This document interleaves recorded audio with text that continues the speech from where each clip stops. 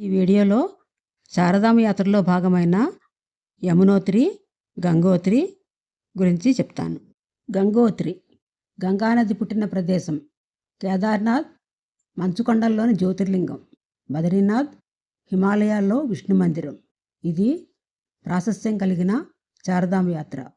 వీటితో పాటు రాముడు తపస్సు చేసిన దేవప్రయాగ, శివుడు ప్రేమను వ్యక్తం చేసిన గుప్తకాశీ, పాండురాజు నివసించిన పాండుకేశ్వర్, శివగౌరి పెళ్లి వేదిక త్రియుగి నారాయణ్.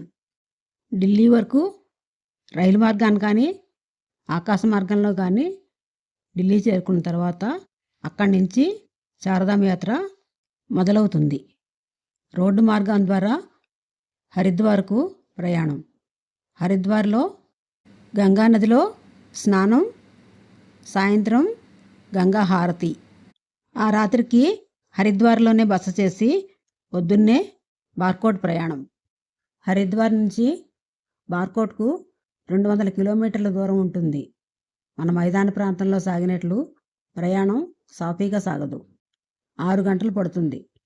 హరిద్వార్ నుంచి యమునోత్రికి వెళ్లే దారిలో యమునా నది తీరాన ఉన్న చిన్న పట్టణం బార్కోట్ 4000 అడుగుల ఎత్తులో ఉంది.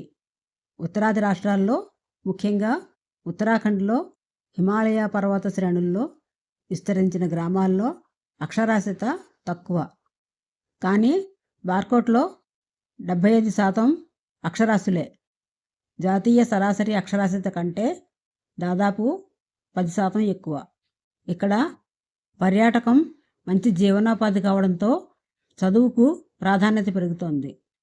హిమాలయాల మీద మంచు కనిపించదు. పశ్చిమ కనుమల్లాగా చిక్కటి ఆకుపచ్చ రంగులో ఉంటాయి. ఇక్కడ ప్రకృతి సౌందర్యాన్ని ఆస్వాదిస్తూ రాత్రి బస చేయడం మర్చిపోలేని అనుభూతి.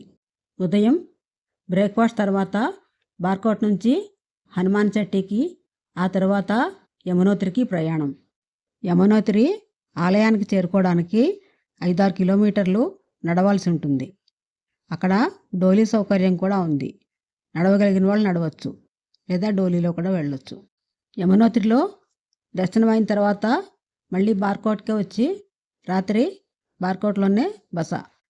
బార్కోట్ నుంచి యమునోత్రికి వెళ్లే దారిలో హనుమాన్ చట్టీ దాటిన తర్వాత 13 కిలోమీటర్ల దూరంలో కాళిందీ పర్వతం మీద ఉంటుంది యమునోత్రి. ఇది హిమానీ నదం. మంచు కరుగుతూ ప్రవాహ రూపంలో ఉంటుంది.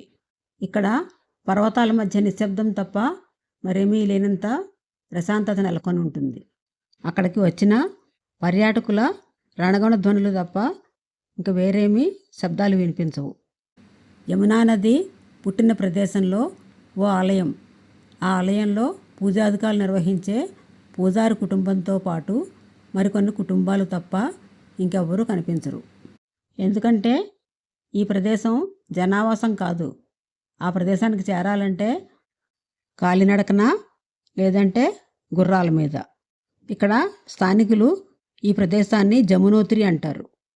యమునోత్రి ఆలయాన్ని గర్వాల్ రాజు మహారాజు ప్రతాప్ షా నిర్మించాడు. కొంతకాలానికి భూకంపం వచ్చినప్పుడు అది కూలిపోవడంతో ఇప్పుడు మనకు కనిపించే ఆలయాన్ని జైపూర్ మహారాణి 19వ శతాబ్దంలో నిర్మించారు. అక్కడికి వెళ్ళిన వాళ్ళు బియ్యము, బంగాళదుంపలు ఒక గుడ్డలో మూట కట్టి పట్టుకెళ్తారు. ఇక్కడ హాట్ వాటర్ స్ప్రింగ్, ఈ ఉష్ణనీటి గుండంలో పెడితే ఆ మూటని అవి ఉడుకుతాయి. వాటిని నైవేద్యం పెడతారు. ఈ ఉష్ణనీటి గుండంలో స్నానం చేయవచ్చు.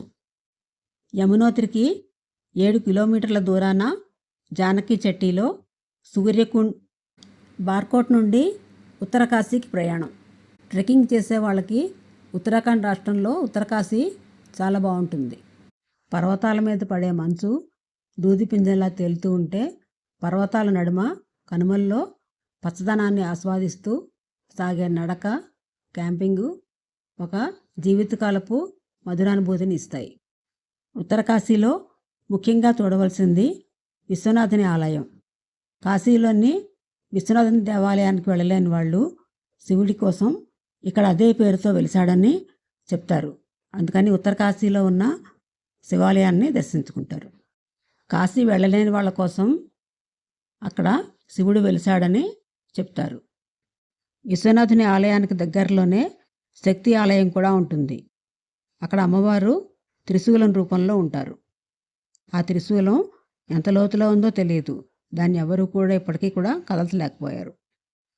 కాశీలో ఉన్నట్టే ఇక్కడ కూడా హనుమంతుడు, దుర్గా, పరశురామ, దత్తాత్రేయ, భైరవ, అన్నపూర్ణ ఆలయాలున్నాయి.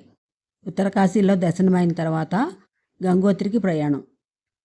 గంగ పుట్టినిల్లు. ఉత్తరకాశీ పట్టణానికి 100 కిలోమీటర్ల దూరంలో ఉంది గంగోత్రి. 10,000 అడుగుల ఎత్తులో ఉంది.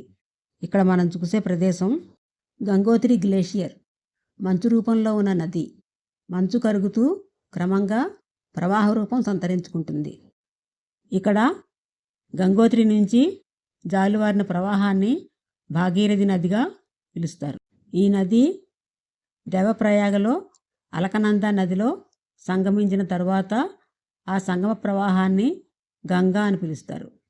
నీటిని దైవంగా భావించే సంస్కృతిలో భాగంగా గంగోత్రిలో ఆలయం ఉంది. ఇక్కడ ఆశ్చర్యకరమైన ఒక సంగతి ఉంది. ఇక్కడ నివసించే ప్రజల్లో అక్షరాస్యత 99%. ఇక్కడ నివసించే కుటుంబాల సంఖ్య 50 లోపే ఉంటుంది. జనాభా 110 మంది మాత్రమే. ఇక్కడ గంగోత్రిలో స్నానం చేస్తారు. చాలా చల్లగా ఉంటాయి నీళ్లు. స్నానమైన తర్వాత గంగోత్రి ఆలయంలో దర్శించుకుంటారు గంగామాతని. ఇక్కడితో యమునోత్రి, గంగోత్రి 2 యాత్రలు పూర్తయ్యాయి. మిగతా 2 కేదార్నాథ్ గురించి, బద్రీనాథ్ గురించి నెక్స్ట్ వీడియోలో తెలియజేస్తాం. ఈ వీడియోపై మీ అభిప్రాయాలను కామెంట్ రూపంలో తెలియజేయండి. వీడియో నచ్చితే లైక్ చేయండి, సబ్స్క్రైబ్ చేయండి, షేర్ చేయండి, కామెంట్ చేయండి.